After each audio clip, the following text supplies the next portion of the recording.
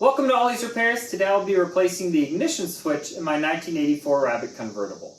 Some telltale signs of an ignition switch that's failing are when you turn your key on and major electronic subsystems do not come on, such as all the gauges in your dash and including your center console. In my vehicle, I'm actually not having that issue. I'm doing this as preventative maintenance because when I do preventative maintenance, I can choose when to do the maintenance as opposed to it breaking down on the side of the road and then I'm forced to get a tow truck or something like that. The tools and parts required for this repair are listed right here.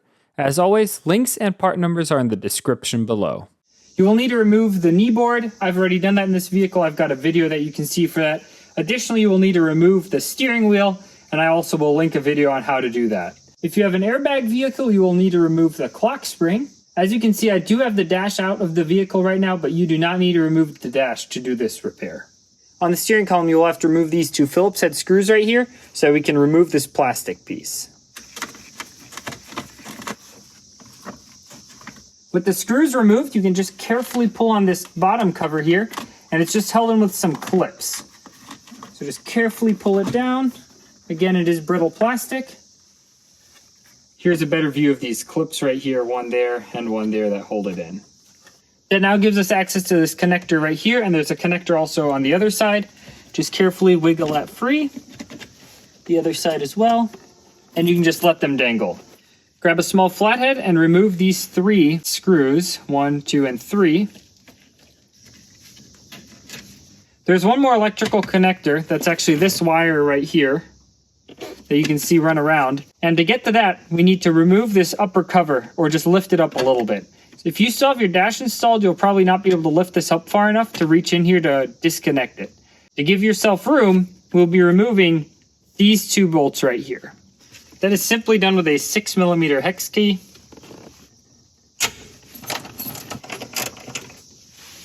With those screws removed, it gives us a little bit more play and wiggle room. Then we can remove this top cover, just slide it out. Again, if you have a dash, it'll be a little bit more difficult, but you should make it. And that allows us to disconnect this last connector. Now we can remove our stock. The last electrical connector is this one right here, which is actually on your ignition switch, so wiggle that loose.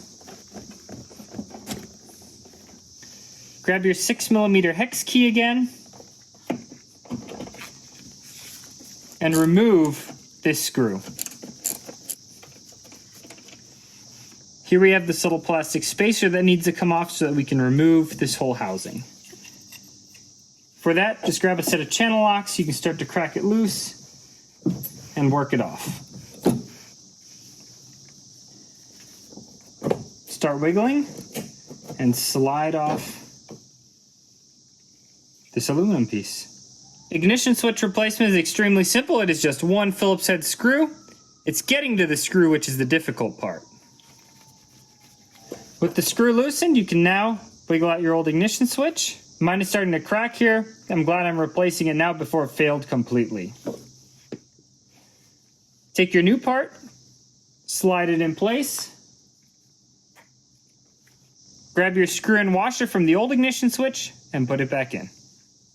This is a steel screw going through a piece of plastic into some aluminum. You don't need to make it extremely tight.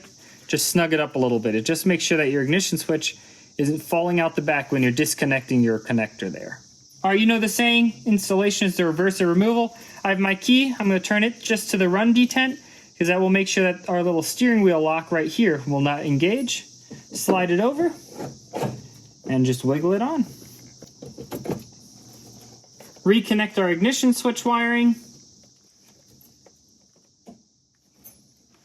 Reinstall our wiper and blinker stock.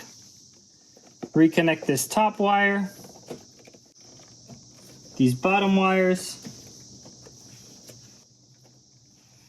slide this top cover in.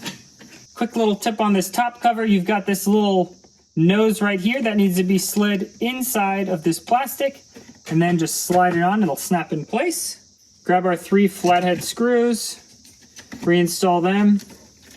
This is actually a steel screw going into an aluminum housing. You don't need to make it extremely tight, just nice and snug. We don't want to strip any of the threads. These only hold our wiper and light stock so that when we pull on the brights or pull on our wipers that it doesn't come off. So they don't need to be extremely tight. Grab the 2 hex heads that mount the steering column. Slide this plastic spacer back in. Remove anything that's on it. Reinstall this hex head. Torque this bolt to 10 Newton meters or 87 inch-pounds. And torque these 2 steering column mount bolts to 10 Newton meters or 87 inch-pounds as well.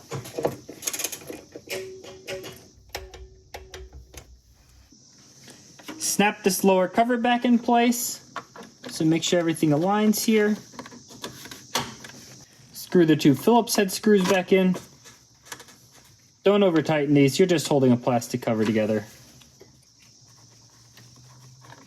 Reinstall your steering wheel, and then as well as your knee bar, and then congratulate yourself on having replaced your ignition switch. Thanks for watching another episode of Ollie's Garage. Please like, subscribe, and comment for more.